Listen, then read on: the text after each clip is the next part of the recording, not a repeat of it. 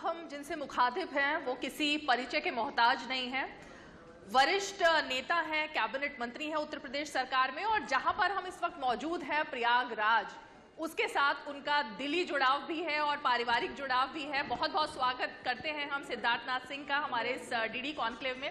सिद्धार्थ जी, क्योंकि हम प्रयागराज में बैठे हैं और ये आपकी कर्म भूमि भी है और आपका इलाका भी है और जहां से आप इतने समय से जुड़े रहे, कितना बदलाव आप प्रयागराज में देखते हैं? शुरुआत में इसी से करूं। देखिए, 2017 के बाद जो कुंभ की तैयारी हुई, प्रयागराज का पूरा नक्शा ही बदल दिया। शुरुआत करें तो इलाहाबाद से पहले प्रयागराज करा। उसके साथ जितना चौड़ीकरण है आप देख रहे हैं, जिस प्रकार से विस्तार हुआ है, चौराहे हैं उनको बेहतर किया, integrated command and control system लेकर आए जिससे कि यातायात में बेहतरी रहे। उसके बाद यहाँ पर जिस प्रकार से महर्षि भरद्वाज जी का आश्रम है बगल में, उसका सुंदरीकरण करा, उसको भी एक ऐसा स्थान बनाया जहाँ पे अब पर्यटन भी आता है। साथ ही साथ अन्य चीजें इसमें जोड़ी हैं। और प्रयागराज के अंदर आज सबसे महत्वपूर्ण जो चीज है, जहाँ जिस विधानसभा से मैं आता हूँ, कि आज बाहुबलियों का जिसको कहते हैं वो पता ही नहीं वो है कहाँ, बाहुबली का जो राज था वो खत्म किया है। तो पहले तो हम अपने दर्शकों को ये बता दें कि इनकी आवाज से सिद्धार्थ जी की पता लग रहा है कि कितना ये अपने कैंपेनिंग में बिजी हैं और बहुत अपने बिजी शेड्यूल से समय निकाल करके इस वक्त यहाँ पर आए हैं। सिद्धार्थ जी, सीधे तौर पर अगर हम देखें, इलाहाबाद से प्रयागराज, नाम तो बदला, सफर लंबा रहा, लेकिन क्या वाकई में जो छवि थी, जो खोया हुआ एक गौरव था प्रयागराज का, जिसको दोबारा से वापस लाने की कोशिश की गई है, उसमें सफल रही है सरकार? नहीं, इसमें रहे हैं, क्योंकि प्रयाग का जो शब्द है या प्रयाग नाम है वो रामायण में भी आता है। जब रामचंद्र जी और भगवान रामचंद्र जी और लक्ष्मण जी आए थे, तो जब धुआं देखा तो उन्होंने, भगवान राम ने कहा, लक्ष्मण ये ऋषि भरद्वाज जी का आश्रम दिख रहा है, हम फिर प्रयाग आ गए हैं। तो प्रयाग का वर्णन वहीं से शुरू होता है। एक उसकी अलग संस्कृति है, एक उसकी अलग सभ्यता है, और उसी आध्यात्मिक जो अध्ययन है वो कहीं ना कहीं खो गया था और उसको लाना आवश्यक था। तो जो वहां से जो शुरुआत हुई है, मुझे लगता है जो कुंभ हुआ उसने एक अलग पहचान बनाई। और कुंभ जो दिव्य और भव्य कुंभ था, वो इसी आध्यात्मिक और सांस्कृतिक जो प्रयाग का संबंध है उसके साथ जोड़ते हुए एक नई पहचान आई है।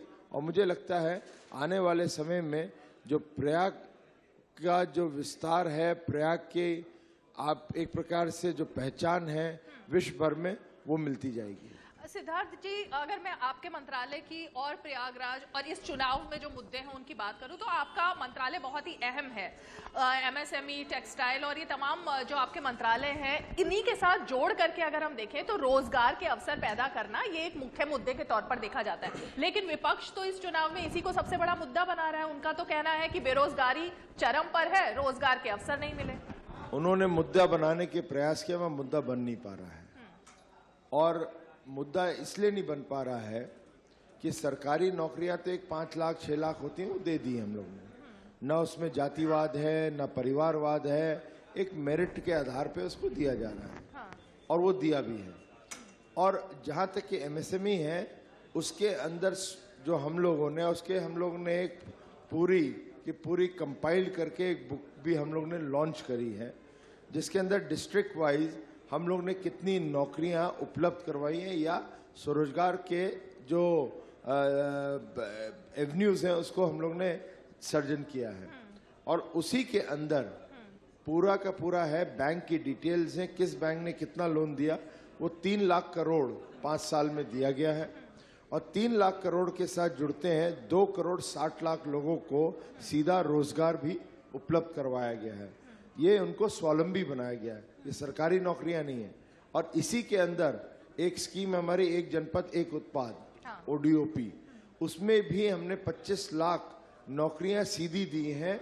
और आज उसका नतीजा है कि उत्तर प्रदेश का, जब हम चुनाव में हैं तो एक एजेंसी है CMIE, उसने आंकड़े दिए हैं कि 3% बेरोजगारी दर उत्तर प्रदेश में है, और जब पंजाब जो है जिसको विकसित कहा जाता है, वहां पे पंजाब में वहां पे बेरोजगारी दर 9% है। और ये हमारे नहीं है, ये CMI के आंकड़े हैं।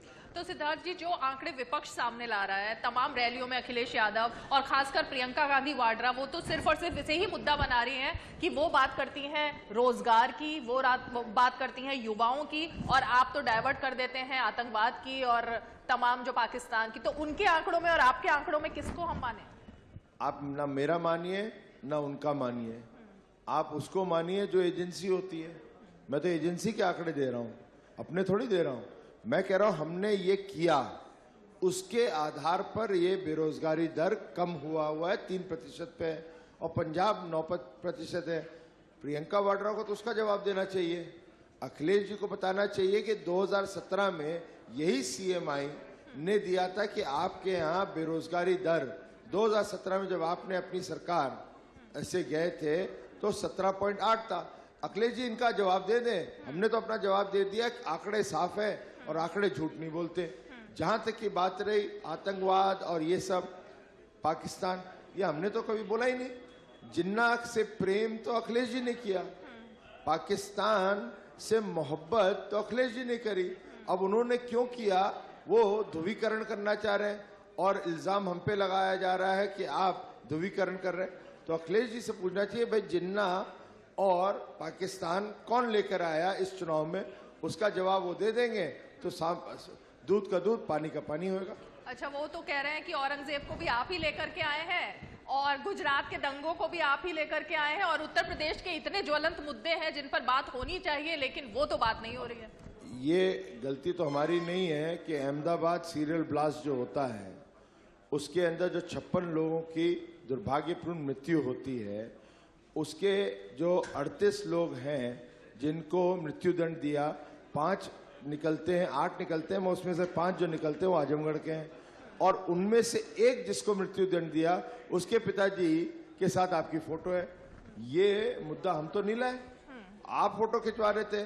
आपका संबंध उन आतंकियों के साथ क्यों है, उनके परिवार के साथ क्यों है?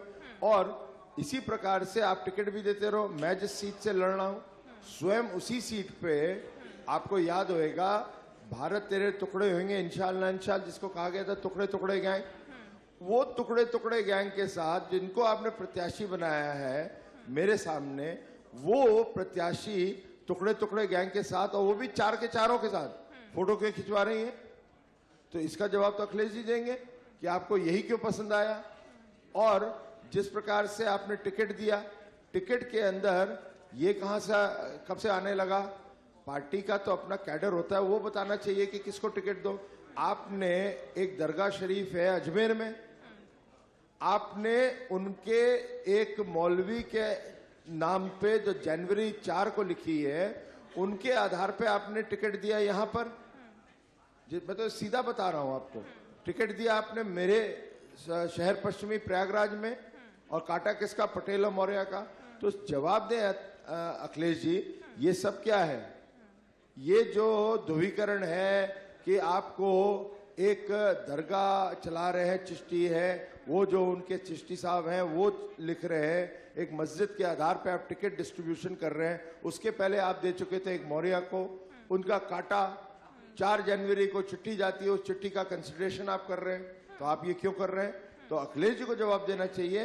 ये धार्मिक ध्रुवीकरण जो लेकर आए हैं वो अखिलेश जी लाए हैं या भारतीय जनता पार्टी? सिद्धार्थ जी, ये जो आपने बात कही, इसको जरा मैं थोड़ा सा समझना चाहूंगी कि जो टिकट काट के इस तरह के उम्मीदवारों को मैदान में लाने के पीछे समाजवादी पार्टी की मजबूरी दिख रही है, या आपको लगता है कि जीत का फैक्टर ही ये है, उनको लगता है कि ये ही कैंडिडेट जीत कर आएगा और इसीलिए उसको बदल करके सामने रखा है? जीत का नहीं है, उनको चाहिए कि उनको सपोर्ट बेस चाहिए। आपको याद होगा बंगाल में भी ऐसा ही होता है, तो उनको उस जीत के लिए वो सपोर्ट बेस चाहिए। सपोर्ट बेस कहां से मांग रहे हैं? इसी ये जो समाज के हैं वो आप जा रहे हैं, धार्मिक आधार पर उनके पास जा रहे हैं, उस कौम के पास जा रहे हैं, उनसे आप सपोर्ट ले रहे हैं। वो कह रहे हैं आप टिकट बदलिए, तो आप टिकट बदल रहे हैं।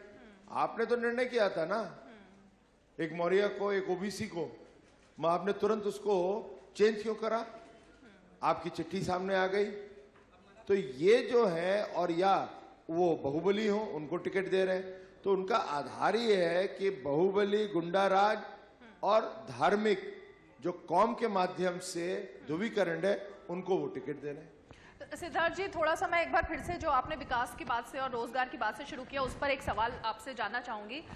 उद्योगों की अगर हम बात करें और रोजगार के अवसरों की बात करें, तो सरकारी नौकरियों में तो अब अवसर नहीं मिल पाएंगे, ये बात लगातार साफ की जा रही है कि इतनी नौकरियां नहीं बन सकती हैं।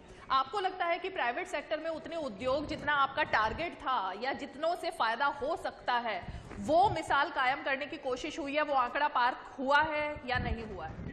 नहीं, देखिए, मैं मानता हूं क्योंकि उस विभाग का मैं भी मंत्री हूं, निवेश का, और उस विभाग के अंदर हम लोगों ने ईज ऑफ डूइंग बिजनेस जो है वो अब हम लोग उत्तर प्रदेश नंबर 2 स्थान पे हैं, तेलंगाना के बाद हम वहां पे खड़े हैं।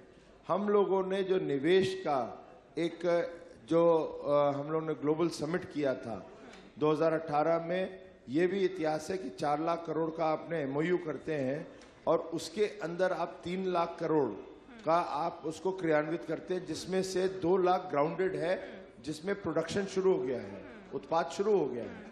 तो उस लेवल पे हम लोग जाके पहुंचे हैं। तो जब इस प्रकार का जब आप एक कार्यशैली लेकर आते हैं अपने उद्योग मंत्रालय के अंदर या निवेश मंत्रालय के अंदर, तो साफ हो जाता है कि सरकार की नीति कैसी है। और आज उसी का कारण है कि हम लोग के यहाँ नौकरियां मिल रही हैं। हम लोग ने इसको सपोर्ट किया है कौशल विकास के साथ, और कौशल विकास के साथ हम लोग जब सपोर्ट करते हैं तो उत्तर प्रदेश के ही लोग यहाँ पे प्रशिक्षण लेके यहाँ ट्रेनिंग ले रहे हैं। मैं बहुत एक अच्छा उदाहरण देता हूँ आपको। कोरोना 1 आया, कोविड 1 आया था। कोविड 1 के अंदर 40 लाख महाराष्ट्र, दिल्ली, पंजाब से प्रवासी, उत्तर प्रदेश के प्रवासी यहाँ आते हैं। उनको हम सुरक्षित लाते हैं, उनको फिर हम मैपिंग करते हैं, मैपिंग करने के बाद उनका प्रशिक्षण करते हैं। उनको जब मैपिंग करते हैं तो उन लोग को बताया जाता है ये अवसर अब यहाँ पे उपलब्ध है, और उनको रुचि है तो आपको हम प्रशिक्षण देके आपको फिर हम उद्योग में लेकर जाएंगे। आज उनमें से 6 से 7 लाख वापस गए, सबके सब यहाँ पे रह गए। जो उत्तर प्रदेश से जाते थे वो रह गए। उसका कारण क्या है कि यहाँ पे उपलब्ध है और यहाँ पे लोगों को रोजगार मिल रहा है, अपने गांव में मिल रहा है। और जो ग्रामीण स्वराज की जो कल्पना गांधी जी ने करी थी, वो सही माने में कोई समझा है, वो उत्तर प्रदेश के अंदर कोई समझा है तो मुख्यमंत्री योगी आदित्यनाथ जी समझे हैं। और इसीलिए मैंने हर फोरम पे कहा और आपके भी फोरम पे कहता हूं, the monk with an economic model. एक योगी है जिसके पास अर्थशास्त्र का मॉडल है और वो उसको इम्प्लीमेंट कर रहे हैं। ये सिद्धार्थ जी, जब ऐसी बातें आप लोगों की तरफ से आती हैं तभी अखिलेश यादव सीधे पलटवार करते हैं कि बीजेपी तो सिर्फ जुमलेबाजों की पार्टी है और झूठों की पार्टी है। कल उन्होंने नया बयान दिया, वो कह रहे हैं कि कोई भी नेता जो है उसकी बात में कोई आंकड़ा नहीं, कोई दम नहीं है, सिर्फ झूठ बोलती है पार्टी। देखिए, उनको अब कहते हैं ना, जब मुंगेरी लाल के हसीन सपने चलते हैं तो मुंगेरी लाल हसीन सपने देख रहे हैं। उनको जब घर के अंदर थे तो उनको लग रहा था 300 का आंकड़ा। जब उनको लगा कि 300 नहीं तो उन्होंने 400 सीटें तक की बोल दी, 403 में। आप लोगों की भी आएंगी, 3 तो आ जाएंगी इसका मतलब। हाँ, हमें तो 3 दी थी उन्होंने। तो मुंगेरी लाल हसीन सपने देख रहे थे। उसके बाद उनको हकीकत दिखने लगी। जब हकीकत दिखने लगी तो आजकल कहने लगे हैं कि ये ठोकू सरकार है। हम तो कहते हैं जो 20% हैं, जो गुंडे हैं, जो माफिया हैं, हम उनको ठोकते हैं और उनको जेल में भर्ती करते हैं। अभी 20-25% बच गए हैं उत्तर प्रदेश में। रीमा जी, वो 20% को भी ठोकेंगे और उनको जेल के अंदर बंद करेंगे। तो ये जो 80-20 वाली भी आपने बात कही, उस पर भी फिर इसीलिए आप लोगों के ऊपर निशाना साधा जाता है कि जब भी बात किसी ऐसे मुद्दे की आती है आप लोग बात वहीं पहुंचा देते हैं। देखिए, मैंने तो 20% उन्हीं को कहा है ना, जो गुंडे हैं, मवाली हैं, माफियागिरी करते हैं, मैंने उन्हीं के लिए कहा है। हम तो कह रहे हैं वो 80% जो शरीफ हैं, इंसानियत की बात करते हैं और वो चाहते हैं कि एक डेवलपमेंट मॉडल आए जिस प्रकार से चल रहा है मोदी योगी जी का डबल इंजन। तो वो तो 80% है ही है जो हमारे साथ है। अच्छा, अंत में चलते चलते सिद्धार्थ जी, मैं आपसे ये पूछना मैं आ रही हूँ आपके पास। अंत में एक सवाल सिद्धार्थ जी मैं पूछना चाहूंगी। हम पूर्वांचल की अगर बात करें, जहां पर अब चुनाव आगे आने वाले चरणों में होगा, उसको एक तरीके से मिनी यूपी कहा जाता है, और पूर्वांचल में जो सबसे ज्यादा सीटें ले आता है उसको माना जाता है कि सरकार बन जाएगी। अब आप अपने आप को, अपनी पार्टी को कहां खड़ा हुआ मानते हैं आने वाले चरणों में? देखिए, 3 चरण का जो हो रहा है उसके अंदर हम लोग ने अच्छी सफलता करी है, और पूर्वांचल जो है, विशेष रूप से तीसरा जो ललितपुर और ये बुंदेलखंड वाला एरिया आ गया है, उसके अंदर जिस प्रकार से हम लोगों ने सिंचाई के काम कर रहे हैं जो कि नेहरू जी के टाइम से बंद थे, आज वहां पे बुंदेलखंड में पानी वहां पे पहुंचा है, और उसके वजह यहाँ पर बहुत वहां पे उस एरिया में सुधार हुआ है। और मेरा ये मानना है, और हर चीज तो रुझान पे होती है, या आदमी एक पोल अपना करता है, पार्टी करती है, सभी पार्टियों का अलग अलग होता है, मगर हमारा मानना है कि हम लोगों ने अच्छा किया, और जो हमारा 305 का जो आंकड़ा है वो हम लोग पहुंचेंगे। बिल्कुल पहुंचेंगे। आपके पास वक्त की कमी है, हम जानते हैं, लेकिन मैं अपने ऑडियंस से 2 सवाल सिर्फ लेना चाहूंगी, छोटे छोटे, सिद्धार्थ जी के लिए। जो राकेश जी, आप देख लीजिए कौन।